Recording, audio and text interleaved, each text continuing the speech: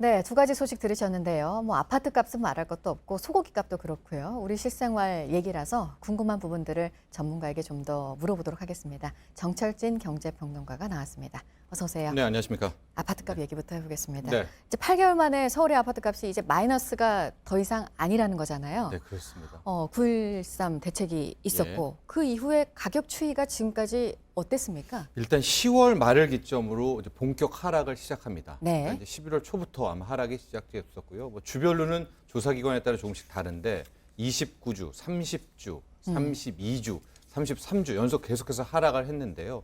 최근 한 달간 그러니까 약 3, 4주의 모습이 심상치가 않습니다. 네. 서울 같은 경우에는 일단은 더 이상 떨어지지 않고 이제 보합이라고 하죠.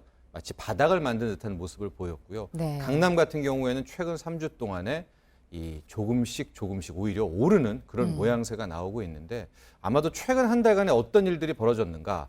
우선 금리 인하에 대한 이야기가 빠르게 확산됐던 시점 아니겠습니까? 네. 그 점이 하나가 있었고요. 또 하나가 이제는 정부가 쓸 규제 카드는 다 썼다. 남은 카드는 정말 없지 않느냐라는 이제 그런 인식이 시장에 빠르게 퍼지면서 이제 강남의 재건축 아파트들을 시작으로 해서 본격적으로 아직 본격적은 아니겠지만은요. 네. 서서히 집값 반등이 나오고 있는 겁니다. 네, 지금 얘기하신 그 강남의 재건축 단지들 네. 9.13 대책 이전 가격으로 회복한 것들도 많고요. 그렇습니다. 지금 독특한 현상은요. 오히려 큰 평수, 대형 평수의 고가 아파트들이 더 높은 신고가로 거래가 성사된다라는 네. 건데요. 강남 재건축 아파트 중에 음아파트 있는데요. 84제곱 같은 경우에는 그게 20억도 넘었었습니다. 그러다가 16억 이렇게 떨어졌었는데 최근 체결가를 보면 다시 18억, 19억까지 오르고 있어서 아직까지는 최고가는 아니지만은 거의 이제는 웬만큼 회복되지 않았는가 이런 모습을 보이고 있고 또 하나의 특징이 이제 급매물이 시장을 이제 가리키는 현상이기도 하거든요. 근데 강남 쪽에 이 강남 4구에 급매물은 일단은 없다. 즉 내놨던 집주인들이 다 물량을 걷어들였다라고 해서 아마도 뭐 조금 이따 얘기하겠지만 김현미 장관부터 당국이 긴장하는 이유도 이런 모습이 조금만 더 나오면 다시 또 부동산에 이 불을 지피는 게 아닌가라는 그런 좀 위기 의식이 있습니다. 내놨던 매물을 다시 다 걷어들이고 있다. 급매물이 없습니다. 이제. 네. 지금 강남이 중심이긴 한데 네. 뭐 지금 뭐 다 0.01, 0.2, 0.02, 0.03 이런 수준이긴 하지만 네. 상승한 곳이 12개 군데 그 네. 가운데 이제 노원구도 있고요. 네. 은평구도 있고 그렇습니다. 그쪽으로도 예. 네. 지금 이게 강남만의 문제냐, 강남 재건축 아파트만의 문제냐, 그렇지는 않습니다. 뭐 노도구라고 해서 노원구를 실시로 해서 강북의 일부 지역 같은 경우에 뭐 용산구, 동작구, 광진구 같은 경우에도 이제는 하락을 멈추고 보합을 넘어서 소폭이기는 하지만 좀 반등이 되고 있거든요. 이런 모습을 본다면 자칫 이 전형적인 패턴이죠. 강남 재건축에서 상승이 시작돼서 강남 전역으로 그게 강을 건너와 강북으로 오게 되는 또 한 번의 상승 패턴이 나오는 것이 아니냐 이런 걱정과 우려가 당국을 갖고 있는 것이죠. 네.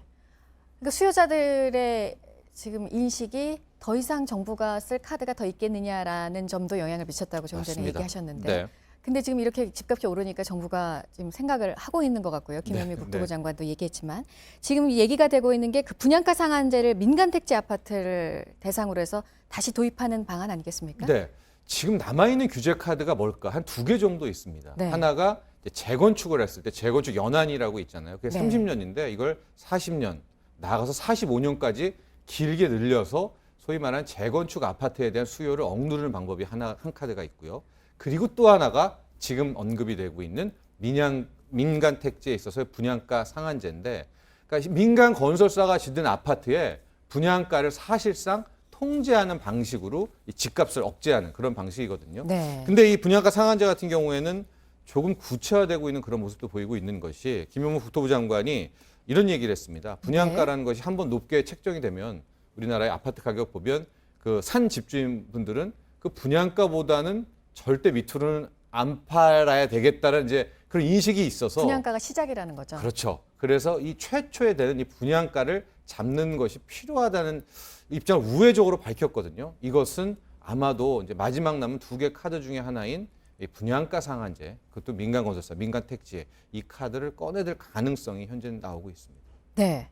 그래서 지금 관심이 어쨌든 마이너스는 멈춰 섰기 때문에 네. 이제 상승으로 돌아선 지금은 보합이긴 하지만 네. 상황이기 때문에 뭐 정부의 규제는 나온다고 하지만 네. 하반기에 이걸 누를 수 있을지 정부의 그런 카드 등으로 네. 어떻게 보십니까? 현재 모습은요. 일단은 2017년 같은 뭐 거대한 서울 전역의 부동산 열풍이 불기에는 조금 힘든 대목이 있습니다. 왜냐하면 저금리로 간다라고는 하지만 특히 주택담보대출도 떨어진 건 사실이지만 강력한 대출 규제가 있거든요. 그래서 현재 우리가 웬만한 사람들이 집을 살 땐 대출을 받아야 되지 않습니까? 그런데 네. 이 정도의 대출 규제라면 글쎄요. 뭐 부동산 열풍이 불기는 힘들어 보이는데 지금 문제가 어떤 모습을 보이고 있느냐. 초고가 아파트들이 더 잘 팔리는 모습들이 나오고 있거든요. 이건 결국 뭐냐.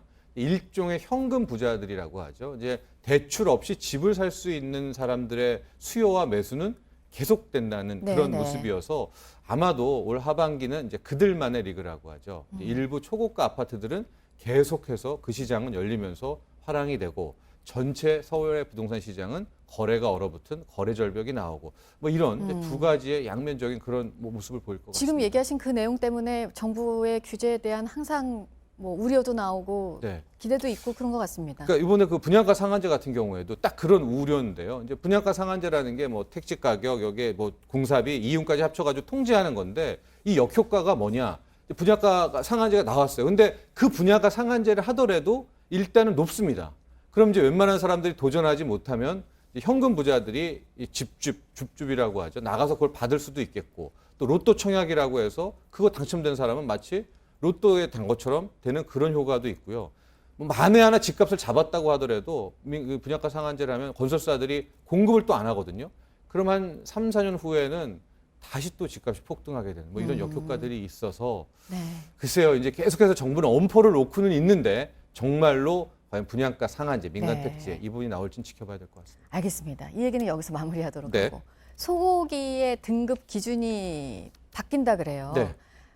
일단은 관심이 뭐 등급 기준이 바뀌는데 그러면 네. 소고기를 싸게 먹을 수 있을까? 아, 사실 이게 관심이에요. 이론적으로 그렇습니다. 지금 네. 바뀌는 게 이제 마블링이라고 해서 고기 내 근내 지방이 우리는 마블링을 되게 높게 평가하잖아요. 높게 근데 평가하죠. 예, 네. 마블링에 따라서 투뿔, 뭐 원뿔, 1등급까지 이렇게 나오는데 오늘 나온 발표는 이제 내년부터는 이 마블링에 대한 그 지방에 대한 그 더 높게 주는 이 가중치를 떨어뜨리겠다라고 해서 결과적으로 이제는 지방이 그렇게 높지 않아도 높은 등급을 받을 수 있도록 하는 거거든요. 근데 여기서 왜 포인트는 뭐냐? 네. 그 지방을 만들려면 비싼 미국산 옥수수 사료를 줘야지 이 소가 마블링을 만듭니다. 농가에서 돈이 많이 든다는 많이 거죠. 들었죠. 그런데 이제는 그렇게 굳이 마블링이 없어도 높은 등급을 받을 수가 있다면 그럼 비싼 미국산 옥수수 사료를 안 먹여도 되고 그러면 키우는 비용이 줄어들잖아요. 그럼 자연스럽게 가격도 떨어질 수 있지 않겠나라는 우리가 분석이 가능한데 실제로 과연 시장가가 그러니까요. 내년 1월에 이번에 등급제 그러니까 완화로도 될지. 생각을 해보면 마블링에 대한 수요도 계속 있을 것 같기는 한데 네. 그럼 요거 하나로 가격이 내려갔다라고 볼 수 있을까? 네. 그게 궁금하더라고요. 그러긴 좀 힘들어 보입니다. 이제 네. 당국에서는 분명히 뭐 효과는 있을 거다. 왜냐하면 농가의 부담이 덜어지니까 가격 인하로 갈 수 있겠다라고 하지만 실질적으로 가격 추이가 그렇게 떨어지기까지는 좀 시간이 걸릴 것 같고요. 더욱 중요한 것은 우리의 음식 패턴, 음식 문화입니다. 그러니까 이 마블링에 대한 선호도가 있는 나라가 일본하고 우리 정도고요. 그렇긴 아예 이 하더라고요. 소고기 등급은 유럽에는 존재하지를 않거든요. 네. 그래서 우리가 이제 서서히 어허. 이제 지방 대신에 이런 마블링이 없어도 또 풍미를 즐길 수 있는 그런 음식 그러니까요. 문화가 가면 네. 이번에 이렇게 등급 기준이 바뀐 이유 중에 하나도 그거였잖아요. 그러니까 그렇습니다. 지방이 많은 부분을 먹으면 더 맛있고 이렇지만 네. 이제 그런 인식도 많이 달라진 부분도 있어서요. 그렇습니다. 네. 그래서 이번 등급 매길 때도요, 꼭 지방뿐만이 아니라 뭐 탄력도라든가 고기 색깔이라든가 육질이라든가 여러 가지도 조합해서 이제 새로운 등급체를 만들겠다는 방침이었습니다. 알겠습니다. 두 가지 사안을 좀 자세히 짚어봤습니다. 정철진 경제평론가였습니다. 고맙습니다.